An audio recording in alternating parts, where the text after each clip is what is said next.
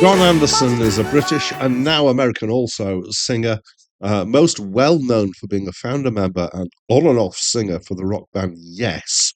He was born in Accrington in Lancashire, which counts as humble beginnings in my book.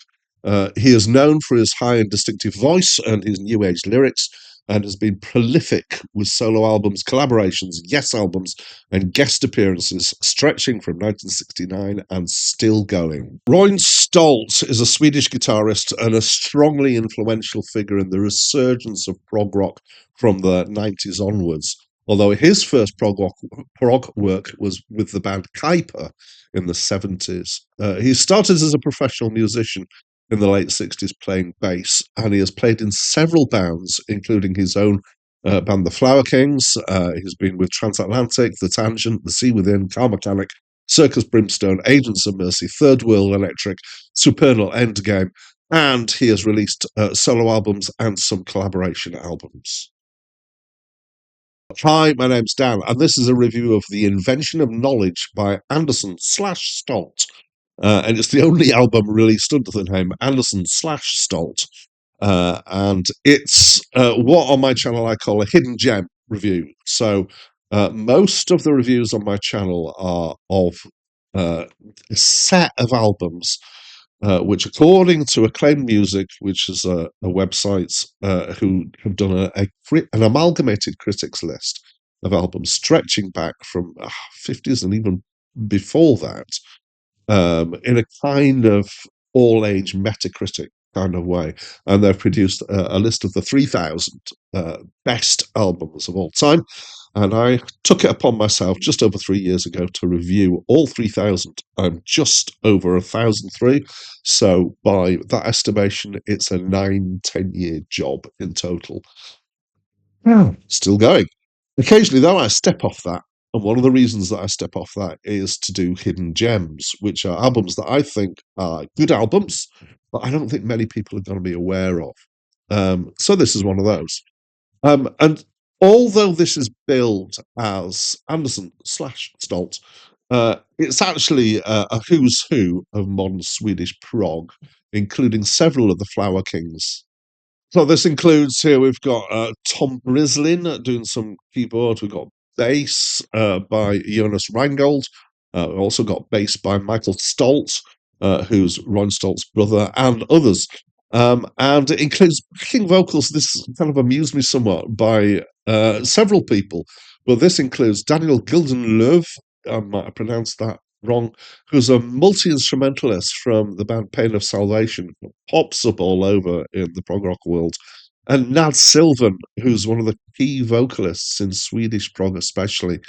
I saw him and Jonas Reingold in the Steve Hackett's band last year, which was a dream come true for me. I really liked both of them as musicians, and Steve Hackett was pretty good himself, I have to say. So for those who are in the know with prog, which maybe some people who are watching this, I would describe this album as being exactly what you might expect it to be in terms of if you drew a line, and it's not a long line, between Flower Kings, kind of bass progressive rock, to Yes, but especially kind of by later Yes, I'm going to say, especially the sort of Anderson, Bruford, Wakeman, Howe area, which I know wasn't officially a Yes album, but it was a Yes album, really. Come on. And from onwards from there, and you kind of both of those and mix them together. I don't say, put it halfway in the line, but mix those two together and you get this. And so for those who don't know what that means, I'll try and do a description. So it's mostly actually fairly musically normal. It does have some unusual time signatures, and it does have long evolving tracks with several sections in it. But musically, it's quite approachable in that it's not spending too long of its time just being too clever. Actually, so there are 4 long tracks here, most of them with multi-part suites and lots of stuff going together. And it's got this feel of an ever-shifting continuum of music with many different instruments, lots of different textures used, multi-layered, meticulous production, a kind of richness to it, from quite kind of beaty and rhythm driven to quite open and dreamy passages, um, soundscapes, solo passages, instrumental bits, a lot of mid-paced stuff, a lot of great musicianship here and interleaved. And this is kind of what modern prog seems to be, and I'm quite fond of putting out this idea, which is that what is labelled as progressive rock since the 90s onwards is no longer progressive because it doesn't break new boundaries much, but it is still a style that I enjoy because there's some great music in here. Having said all that, more than normal for this kind of stuff, it embraces the twinkly high mid frequency sounds, which was a very much a characteristic of Yes stuff.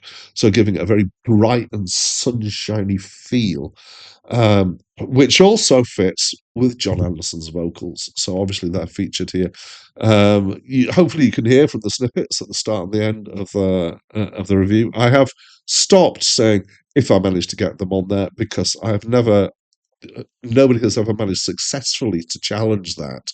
I believe that I have a legal right to use these things under fair use and fair dealing, and so I now feel relatively secure in saying I'm going to have a snippet of music at the start and another one at the end.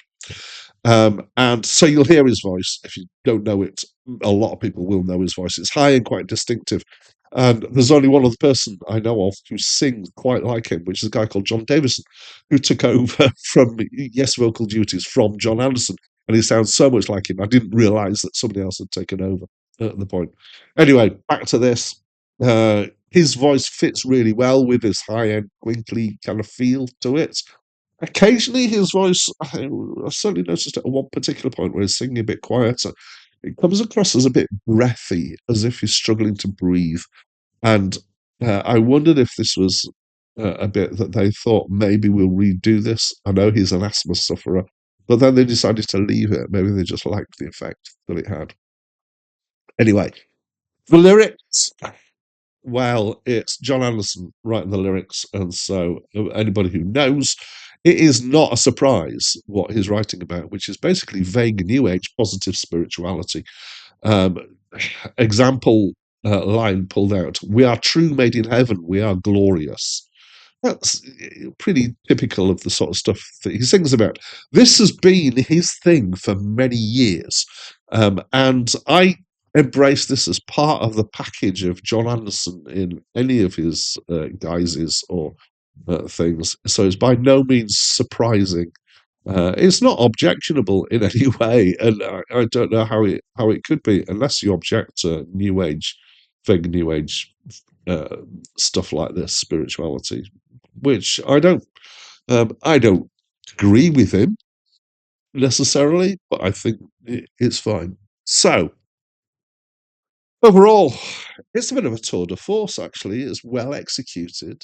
It's possibly more approachable than some other modern prog, but it is still quite representative of uh, post mid-90s prog, but certainly in the latter 10 years or so. For lovers of Yes, I would say you may well be pleasantly surprised by this album because it feels quite Yes-like in some ways. It depends on what you like about Yes, I guess. I enjoyed it. Obviously, I chose to review it. It's a strong album. And at this point, as always, I'd like to invite you to tell me what you think of this album. So if you haven't encountered it before, go and have a listen and then let me know. And if you do know it, let me know. I'd love to hear from you. But that's it from me for now. They came when the first day coming, the truth in the voice of the shadow light.